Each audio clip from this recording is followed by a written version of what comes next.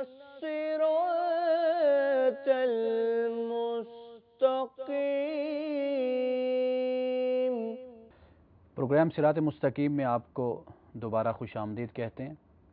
Doctor صاحب، میں آپ سے ہی چاہوں گا سلسلہ گفتگو جوڑنا کہ بات تو ہماری ہو گئی کہ انجیکشن کے حوالے سے بھی اور اپنا انرجی کے حوالے سے یا وٹامن یا اس طرح جو بھی جسمانی طاقت کے لیے ہم یا وہ نیزل سپرے اور پف کی ہم بات کر رہے تھے، یہ جو خون کا معاملہ بلڈ کا، تو بلڈ تو دے سکتے ہیں نا روزے کی حالت میں؟ جی، اس کی تو کوئی دینے ممانعت نہیں؟ دینے میں کوئی قباحت نہیں ہے، لیکن ایک آدمی کو اگر یقین ہے کہ بلڈ دینے کے بعد اس کی طبیعت بگڑ جائے گی اور اسے لازماً کچھ کھانا پڑے گا اپنی جسمانی طاقت کو بحال کرنے کے لیے اور اپنے وجود کو برقرار رکھنے کے لیے، تو پھر وہ خون نہ دے، روزہ کو ختم کرے، روزہ کا جب وقت مکمل ہو جائے تو اس کے بعد پھر خون دے۔ اچھا علامہ صاحب، سفر کا جو معاملہ ہے آج کل تو بڑا آرام دہ سفر ہے، تو اس بارے میں آپ کیا کہتے ہیں؟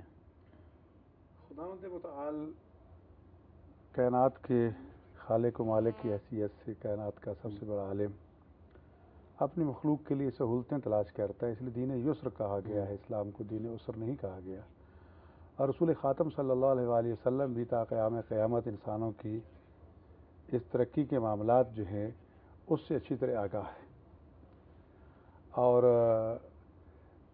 خدا کے رسول بھی جانتے تھے کہ جہاز بھی بنیں گے اور یہ گاڑیاں بھی آئیں گی اور یہ آرام دہ سواریاں بھی ہوں گی، لیکن اسلام کا قانون ہمیشہ معاشرے کے پسے ہوئے انسانوں کو سامنے رکھ کے، غریب ترین انسانوں کو سامنے رکھ کے بنایا گیا ہے کہ جن کو کسی قسم کی سواری میسر نہ ہو، انہیں پیدل چلنا پڑے، تو کیا ان کے لیے کیا حکم ہوگا؟ اب حکم جب اگر تفریق بندی کا شکار ہو جائے کہ امیروں کے لیے الگ سے حکم اور غریبوں کے الگ سے حکم، تو دین یہودیت میں یہی کچھ ہوتا رہا ہے۔ اسلام اس بات کی اجازت نہیں دیتا۔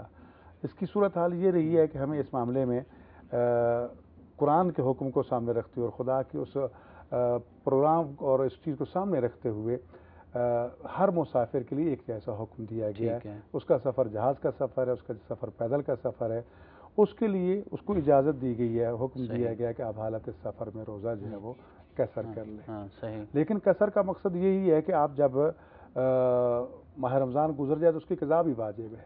ایک اور چیز جس کا خاص طور پر خیال رکھنا ضروری ہے، جن لوگوں کو روزے کی معافی دی گئی ہے ان پر احترام رمضان کا حکم بھی موجود ہے۔ یہ نہیں ہے کہ ان کو کھانے پینے کی اجازت دی گئی تو سرے عام کھاتے پیتے رہے، ہاں جی، تو ان کے لیے ضروری ہے کہ اگر وہ کھانے پینے کی اجازت دی گئی ہے تو وہ چھپ کے کھائیں تاکہ لوگوں کے سامنے، روزانہ کے سامنے، تاکہ احترام رمضان کا سلسلہ جو بھی برقرار رہے اور سوسائٹی جو ہے اس چیز کی طرف متوجہ ہو کہ اس وقت ماہ صیام ہے اور ہمیں خدا کے حکم پر عمل کرنا ہے۔ اچھا، سرے عام جو کھاتے ہیں، جو کھاتے پھرتے ہیں، ان کے بارے میں کیا حکم ہے؟ دیکھیے، ملک پاکستان میں احترام رمضان آرڈیننس باقاعدہ طور پہ موجود ہے اور اس کا اطلاق بھی ہے، صاحب کے دور میں، جی بالکل، وہ آج بھی چل رہا ہے۔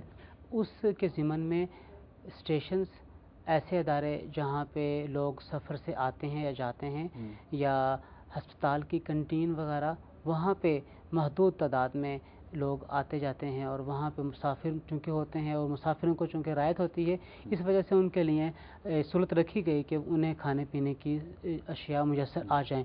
لیکن عام انداز میں جتنے بھی ہوٹلز ہیں اور جو بیکریز ہیں، ان تمام میں اس چیز کا لحاظ رکھا گیا کہ وہ رمضان کے مہینے میں نہیں کھلیں گے اور جو روزے کے اوقات ہوں گے خاص طور پہ ان اوقات میں وہ بند کیے جائیں گے، سحری اور افطاری کے اوقات میں ان کو کھلا جائے گا۔ اچھا علامہ صاحب، ایک سوال مجھ سے کسی نے، کوئی سادہ سا آدمی میں آ رہا تھا تو کہنے لگا آپ پروگرام کرتے ہیں تو یہ سوال پوچھیے کہ ایک شخص روزہ رکھتا ہے، سحری بھی کرتا ہے، سب کچھ کرتا ہے، نیت نہیں کرتا۔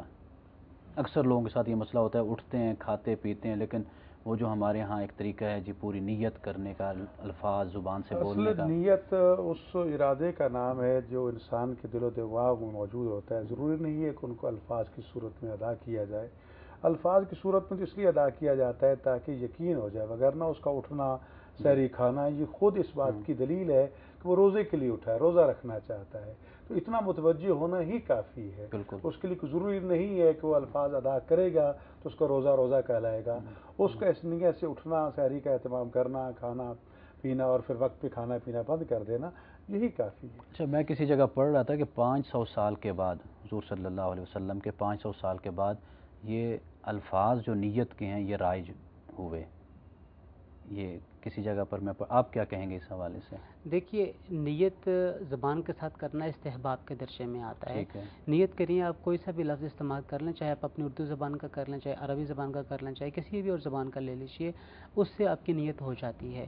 تو نیت کے لیے الفاظ کا استعمال کیا جانا تو یہ تو بہت بات کی چیز ہے، اصل چیز ہے دل کا ارادہ۔ آپ دل کا کیا ارادہ کرتے ہیں؟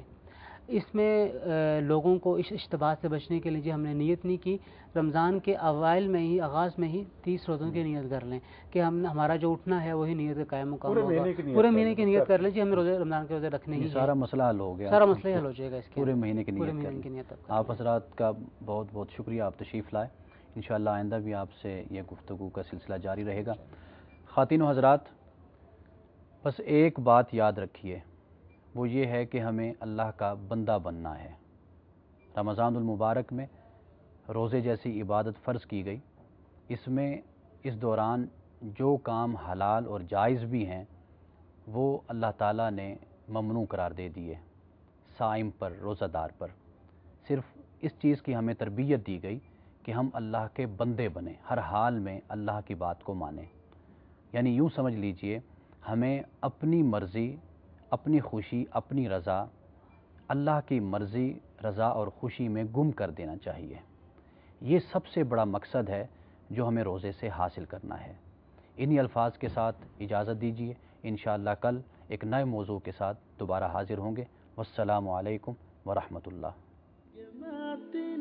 أحلى مساجد، واحد راكع واحد ساجد، ساعة الفطر ندعي المولى، سحرنا يلا يا عم حسين، رمضان سايبنا ورايح فين، يا شهر واحد مش شهرين، يا أحلى